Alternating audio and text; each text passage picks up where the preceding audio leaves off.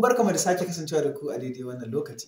Kamar koyaushe, a yau ma ƙungiyar ƙwallon ƙafa ta Chelsea na neman ɗan wasan gaba kuma ɗan wasan AS Roma Paulo Dybala.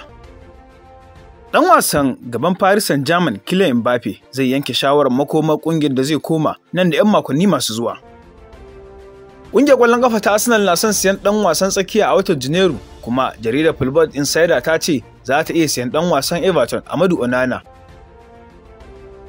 Ɗan wasan gaban Paris Saint-Germain Kylian Mbappe zai yanke shawarar makomar ƙungiyar da zai koma nan da 'yan makonni masu zuwa, kamar yadda majiyoyi suka shaidawa jaridar ESPN, tare da cewa ƙungiyar ƙwallon ƙafa ta Real Madrid da Liverpool su ne ke kan gaba idan ya bar babban birnin Faransa. Kwantiragin ɗan wasan Faransa zai ƙare ne da PSG a watan Yuni, kuma ba tare da zaɓin tsawaita kwantiragi ba da ƙungiyar, wanda hakan ke nufin yana da damar yin magana da wasu ƙungiyoyi game da tafiyarsa a kaka. Duk da rahotannin da ake samu a Faransa a ranar Litinin cewa Kylian Mbappe ya amince koma ƙungiyar ƙwallon ƙafa ta Real Madrid, majiyar ta ESPN ta bayyana cewa har yanzu ba a sami yarjejeniya ba, kuma har yanzu akwai cinikayya tsakanin ƙungiyar Real Madrid da PSG. Majiyoyi sun shaidawa manema labarai cewa Kylian Mbappe ya daɗe yana sha'awar ƙungiyar ƙwallon ƙafa ta Liverpool, duba da alaƙarsa da kocin ƙungiyar Johan Klopp, kuma ɗan wasan mai shekaru 25 bai yanke hukuncin komawa gasar Premier ba. Duk da komawa Liverpool na iya zama mai wahala ga ɗan wasan, tare da yiwuwar Klopp ɗin ba zai iya biyan albashinsa na yanzu ba, kusan euro miliyan 650 a kowane mako. Majiyoyi sun ƙara da cewa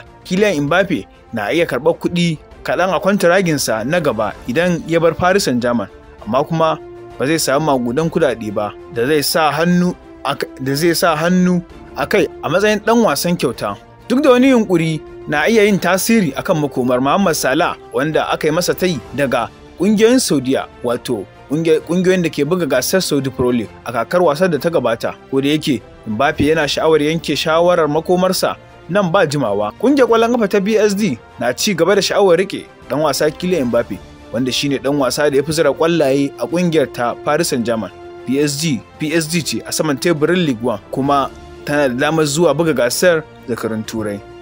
Ƙungiyar ƙwallon ƙafa ta Arsenal na son siyan ɗan wasan tsakiya a watan Janairu, kuma jaridar Football Insider ta ce za ta iya siyan ɗan wasan Everton Amadou Onana kan fam miliyan 60. Onana mai shekara 22 ya sanya hannu ne daga Lille kan fam miliyan 33 a shekarar 2022, kuma ya yi fice a gasar Premier. Ana alakanta shi da koma Manchester United da ƙungiyar ƙwallon ƙafa ta Chelsea a watannin baya-bayan nan. Ɗan wasan na Belgium ya kama idon kocin ƙungiyar ƙwallon ƙafa ta Arsenal Mikel Arteta, wanda ke neman bunƙasa tsakiyarsa tare da rashin tabbas kan makomar ɗan wasa Jorginho da Thomas Partey. Shi ma Douglas Luiz na Aston Villa shi ma zaɓi ne ga yarjejeniyar. Onana na iya zama rahusa mai sauƙi sosai.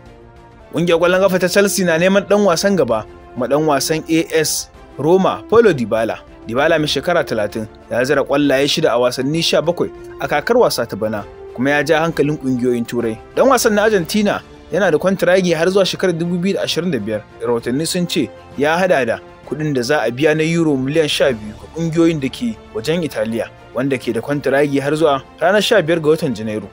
Na farko a tashar nan tamu da na mana subscribe, kana ka taba alamar ƙararrawa, yadda da zarar mu ɗaura sabbin shirye-shiryen ko labaranmu za a sanar da kai. Mun gode.